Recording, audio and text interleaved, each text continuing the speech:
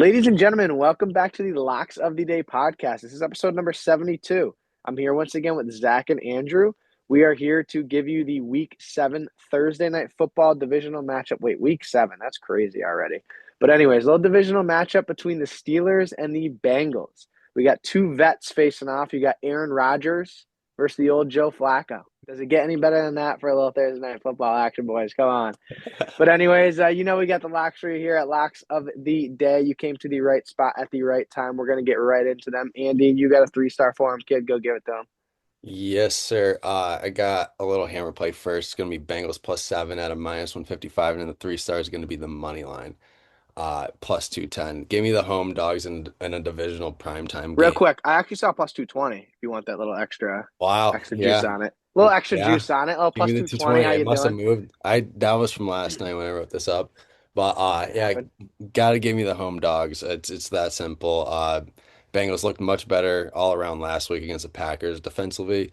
They let up 27 points, but it's the Packers, and if you look at it, they only gave up the points in two quarters. The first quarter they didn't give up any points. Second or in the third quarter they didn't give up any points. So it means like at the end of those halves they're just getting tired. But like Flacco's first drive, like he couldn't really do anything.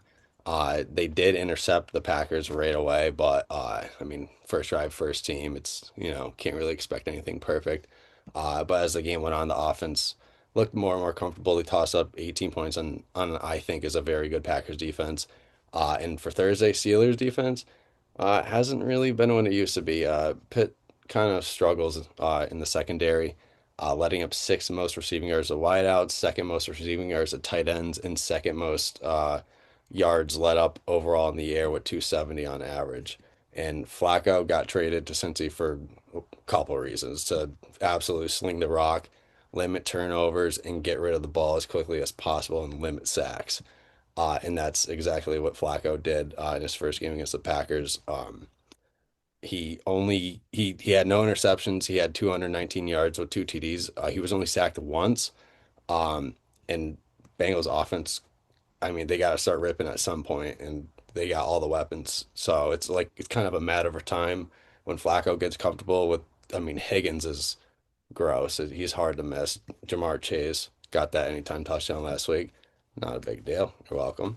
And then looking at that division too, everyone's kind of counting out the Bengals. They don't really have, obviously, they don't have Burrow. Their defense doesn't look good. But when your defense is kind of out there the entire game, like they were the first 5 games, it's kind of impossible to win. It's like it's tough.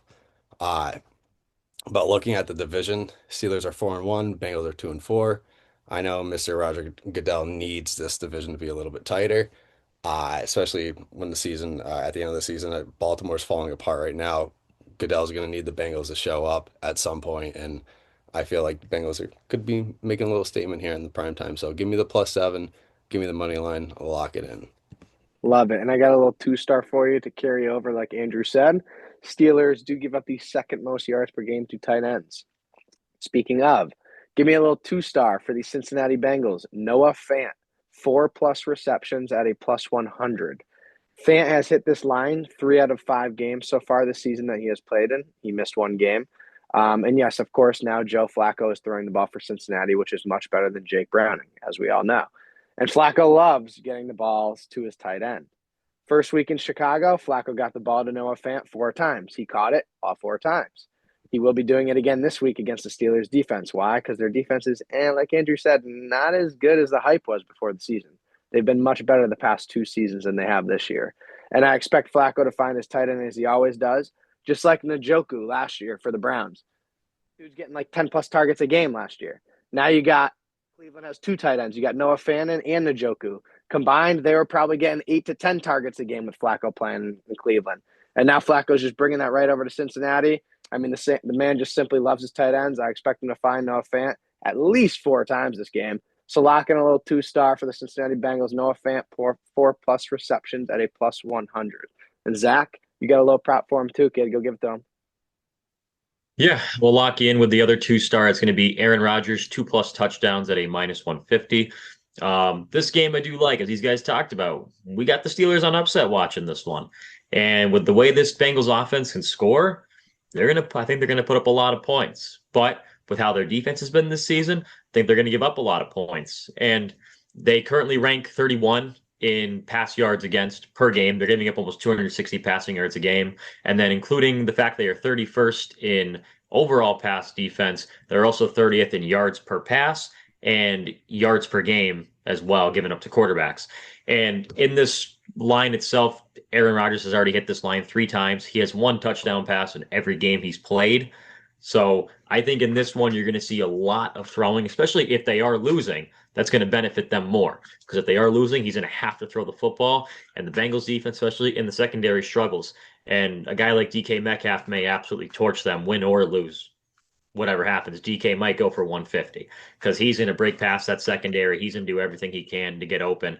But they've got other weapons too. They have Calvin Austin and sneaky Ben Skoranek. Don't let Ben Skoranek sneak by you. Watch out for him tomorrow. But they've also got a good tight end. They've got Jonnu Smith. He's reliable. They have one of the tallest tight ends in the NFL in Darnell Washington. And they've got Connor Hayward, who somehow scored a touchdown last week. So they've got 3 good tight ends. And then they got 2 good running backs. They have Kenneth Gainwell and Jalen Warren, which both guys can catch passes out of the backfield, score touchdowns. So, but I think this one could be a 38 or a 31-28 type game where the Steelers might score 4 touchdowns. And I'll take my chances the fact that 2 of those touchdowns might be passing touchdowns, especially if Aaron Rodgers has a passing touchdown, at least one in every game this season. All we're asking is one more. So 2+ touchdowns at a -150, I think is really good value, especially for the team that they're playing and the defense that they've shown this season. So we'll lock you in. Rodgers 2+ TDs -150. Love it. The old A-Rod, one of the most accurate passers of all time. Mm-hmm. As Tom Brady would even say. But anyways, you fellas got anything else? Nice and simple. Love it. We're locked in. There's, like I said, somehow week 7 already, boys. I don't know where the fuck time is going, but it's just flying by. But we're here to lock you in week by week, and those are our locks for this Thursday. So make sure you get those in. Thank you so much for tuning into the Locks of the Day podcast, and we will see you for Sunday's locks. Peace.